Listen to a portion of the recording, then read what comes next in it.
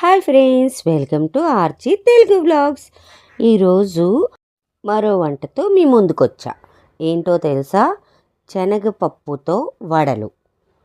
ముందుగా ఒక 2 గంటల సేపు నానబెట్టుకున్న శనగపప్పును ఒక మిక్సీ జార్లో వేసి అందులో 5-6 పచ్చిమిరపకాయలు, 1 స్పూన్ జీలకర్ర, అల్లం చిన్న ముక్క, సరిపడా ఉప్పు వేసి కొంచెం మిక్సీలో కచ్చాపచ్చాగా దంచుకున్న తర్వాత అది ఒక గిన్నెలో వేసి అందులో ఒక 2 ఉల్లిపాయలు చిన్న చిన్న ముక్కలుగా చేసినవి, బియ్యం పిండి కొంచెం వేసి బాగా కలుపుకొని పక్కన పెట్టుకోవాలి. ఆ తర్వాత ఒక కళాయి పెట్టుకొని డీప్ ఫ్రైకి సరిపడా ఆయిల్ వేసి అందులో చిన్న చిన్న వడలుగా వేసుకోవాలి. తర్వాత నెమ్మదిగా తిప్పుతూ బాగా ఫ్రై చేసుకుంటే గోల్డెన్ బ్రౌన్ కలర్ రాగానే దించేసుకోవడమే. అంతే, ఎంతో రుచికరమైన వేడి వేడి శనగపప్పు వడలు రెడీ. Bye friends.